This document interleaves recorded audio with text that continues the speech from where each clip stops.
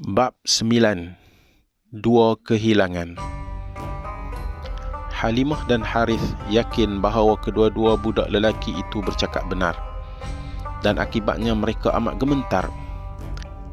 Harith bimbang anak angkat mereka itu telah dirasuk oleh roh jahat atau terkena jampi serapah. Lalu dia menyuruh isterinya agar memulangkan anak itu kepada ibunya dengan segera, sebelum tanda buruk muncul pada dirinya. Halimah pula membawanya pulang ke Mekah, tanpa hasrat untuk mendedahkan sebab sebenar dia mengubah fikiran. Tetapi perubahan itu terlalu mendadak, dan Aminah tidak mahu diperdaya. Akhirnya memaksanya untuk menceritakan segala kejadian. Setelah mendengar penjelasan Halimah, Aminah menepis kebimbangan perempuan Badui itu dengan berkata, "Perkara-perkara hebat telah tersedia buat anak kecilku." Kemudian Aminah bercerita tentang kehamilannya dan tentang cahaya yang dikandung dalam tubuhnya dulu. Halimah menjadi tenang. Tetapi kali ini Aminah memutuskan untuk mengasuh anaknya sendiri. "Tinggalkan dia bersamaku," katanya, "dan pulanglah dengan selamat." Anak itu hidup bahagia bersama ibunya di Mekah selama kira-kira 3 tahun, meraih kasih sayang datuknya, bapa saudara dan ibu saudaranya, dan sepupu-sepupunya yang menjadi rakan sepermainannya. Terutama sekali yang menyayanginya adalah Hamzah dan Safiyah, dua anak yang terhasil daripada perkahwinan terakhir Abdul Muttalib, yang dilangsungkan serentak dengan perkahwinan ibu bapa Muhammad. Hamzah sebaya dengannya, manakala Safiyah pula sedikit lebih muda. Mereka adalah bapa saudara dan ibu saudaranya menerusi jalur ayahnya, dan sepupunya menerusi jalur ibunya, dan ikatan yang kuat dan berkekalan terjalin di antara mereka bertiga. Ketika baginda berusia 6 tahun, ibunya memutuskan untuk membawanya menziarahi sanak saudaranya di Yathrib. Mereka menyertai salah satu kafilah yang bergerak ke utara dengan menunggang 2 ekor unta. Seekor ditunggang oleh Aminah bersendirian, manakala seekor lagi ditunggang oleh puteranya bersama Barakah, hamba perempuan yang setia.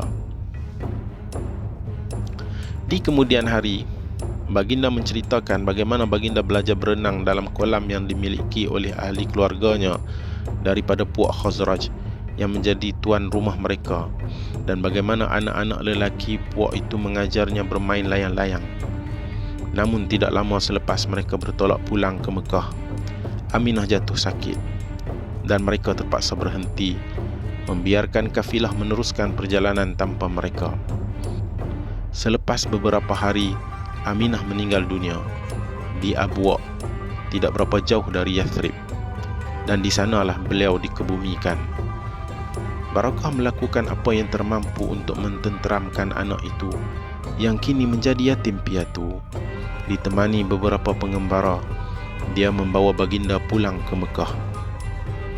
Kini datuknya mengambil alih tugas menjaganya, dan tidak lama kemudian tampak jelas bahawa kasih sayangnya yang dulu cenderung kepada Abdullah telah beralih kepada anak Abdullah pula.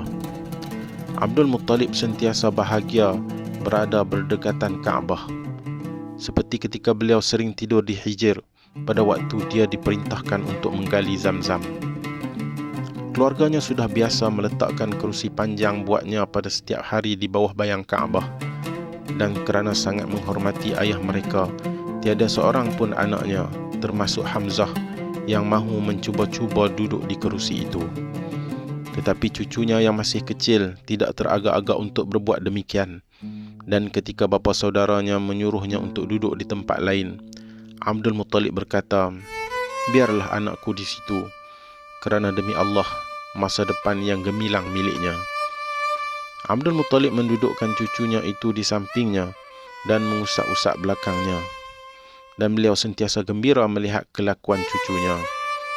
Hampir setiap hari mereka dilihat bersama, bergandingan tangan, di Kaabah atau di tempat lain di Mekah.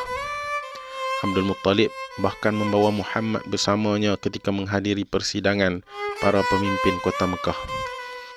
Semuanya berusia di atas 40-an, yang berkumpul bagi membincangkan pelbagai perkara.